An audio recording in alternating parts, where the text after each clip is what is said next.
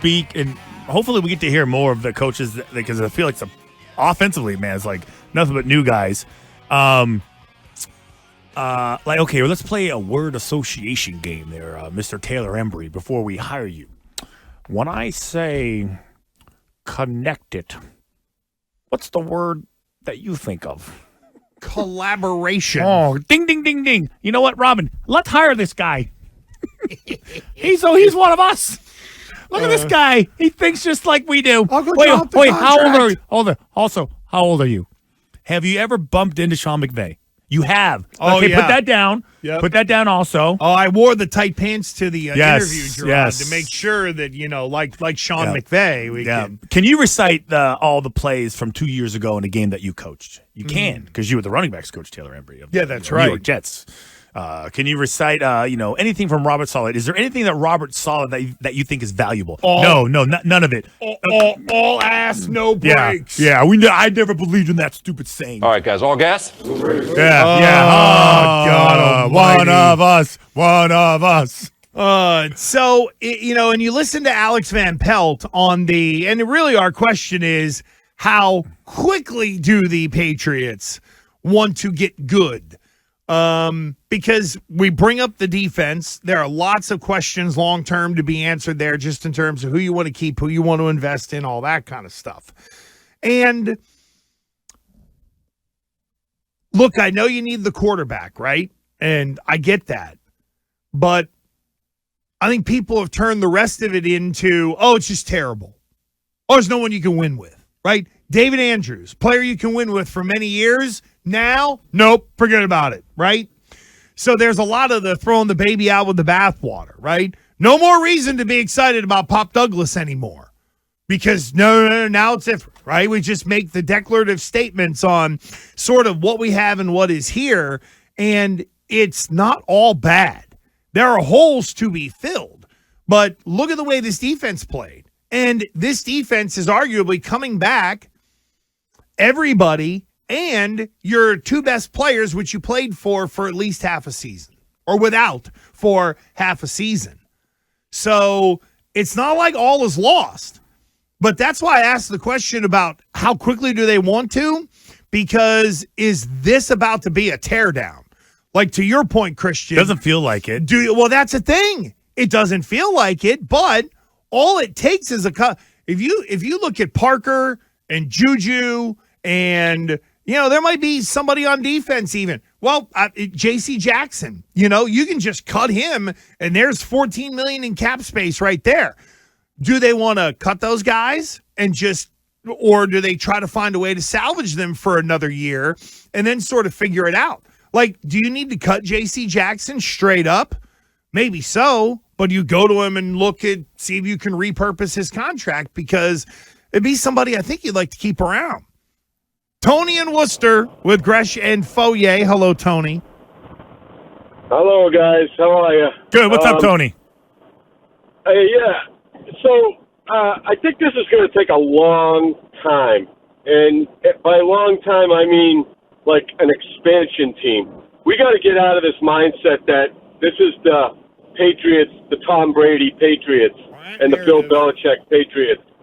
This feels like we're building a brand new team, and I don't think we're going to be going for the quarterback right off the bat.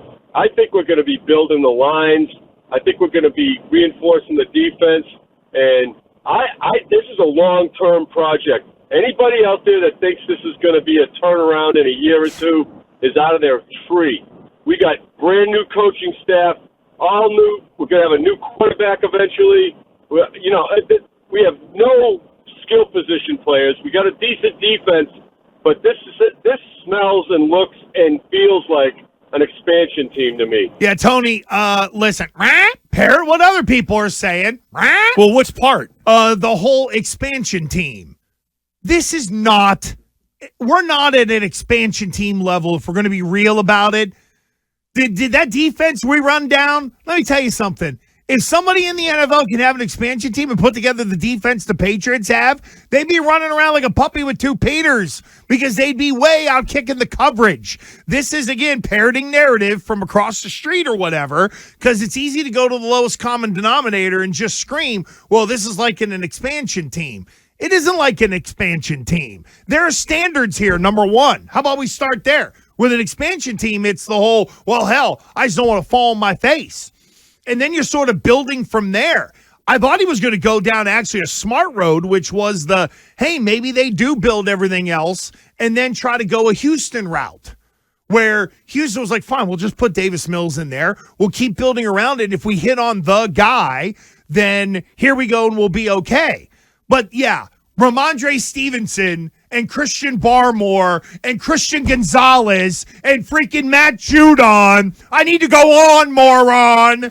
It's not like an expansion team. That's last idiotic. I think the last expansion team was it in the NFL? Was it Carolina? It was the whole Carolina Jackson. No, it was actually Houston. Was it? Okay, it was Houston because Carolina, because they had changed the rules for the expansion team. The expansion team for Carolina actually made the playoffs. Yeah, because here's the thing. What everybody looks at with an expansion team is you take some high-paid talent and you put them on there. So it's just a little offensive.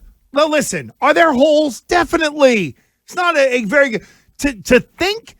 Go look at the Houston Texans roster, their first year as an expansion team, and look at what we have here, and then try to equate that without being just, someone put it in my head, so that's what I'm going to go with. Well, when you win 4 games and you have the ending and you fire your coach, that unfortunately, for the surface dwellers, it's what it looks like to them. I like the way you said that, because it was insulting at the same time, which is good. Bill in Exeter, Gresh and Fourier. Hi, Bill. Hey, guys. How's it going? What's up, Bill? So my question is, if you go the route you want, get Harrison at 3, get Kirk Cousins maybe in free agency. Sure. Unless you get the Super Bowl, I guess, in that 3-year span, I feel like you may fall prey to getting into that purgatory of too good to get a good draft pick, but not good enough to get over the hump. Fair. Which I think could be a dangerous territory. That's a fair worry, Bill. There's no question. Because I think if the Patriots go the road of, say, a Cousins, you're now looking at a 4-year window. Because right now the build is just, build it back up, right? But I think you got to narrow it down a little bit in some way, even if it's with the young quarterback. So for me, if I'm thinking the Cousins is coming here, I'm realizing that is 3 to 4 years of here's the road we're going to go down. Because to me, this comes down to one of two things, Christian. It's either we're going to take the quarterback at 3 and we're going to go the turtle way, or we're going to at least be on the road where there's the high-speed lane. We might not be able to get into it right away, but at least we're on the road where there is a path to some level of prosperity at least. And I would dare say that if within that 3-year window, you get to the playoffs at least once maybe, or say you get one playoff appearance. Yeah, you can risk having the 21st pick or whatnot, but you've at least built it up to where right now you have to convince people to be attracted to come here. Like, you would go buy Kirk Cousins and break the Patriot way of, we'll give you $90 million guaranteed or $130 million guaranteed, whatever it is, to come here. That's how you attract that guy. But the rest, it's the whole draft, maybe free agency. You got to build up something, because right now, what are you selling? But why do you think just people in general, feel like that that drafting a quarterback is a slow build? Because what we've seen as the Patriots can draft a quarterback in the first round, 15th overall, and make the playoffs. How about this? 4 of the teams in 2021, 3 of them are very much slow build. One of them traded the quarterback. One of them couldn't wait to get Aaron Rodgers. The other one has now given up wishing and hoping that Justin Fields is going to turn into something, and Matt cratered into himself. I mean, when you think about that class, though, it is this vast, it's crazy when you think about what Mac Jones was, Trevor Lawrence, Zach Wilson, Who else was in that class? Trey Lance. No, that was Trevor Lawrence, Wilson, Trey Lance, and then you had Fields, and then it was Mack. And the second most successful quarterback out of that group is Mack. Well, when you talk about success, why not? Why isn't Trevor Lawrence? Oh, no, I said second. Oh, second. So Trevor Lawrence is first. Trevor Lawrence is the guy. Trevor Lawrence. And he's still a question mark. And there is so there is the whole, okay, he's good, but is he all elite, let's say? Yeah. Is he worthy of a new contract? Because that's ultimately whether that determines whether a team feels like you're elite or not. Well, it's funny because off what the caller said of, hey, you can get in that draft pick purgatory. Think of this. What is worse? Having the guy like Trevor Lawrence where it's like, do we sign up for 5 more years of this? Or do we try to keep our options open? Like thinking Daniel Jones, Giants. Well, I mean, but Tua's going to be that way. There you go. Like Trevor Lawrence was supposed to be the thing. He was going to be Andrew Luck 2.0 or Peyton Manning 2.0 in a lot of ways.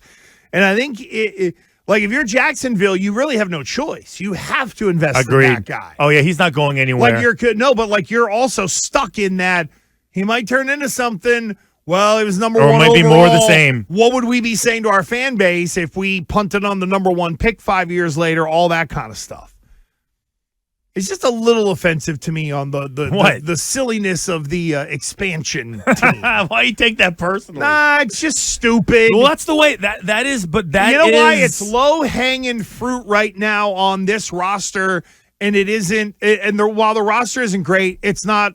Again, with all those guys to be free agents next year on defense, that's not an expansion. What do you think was a bigger problem last year with this team? Was it roster or coaching?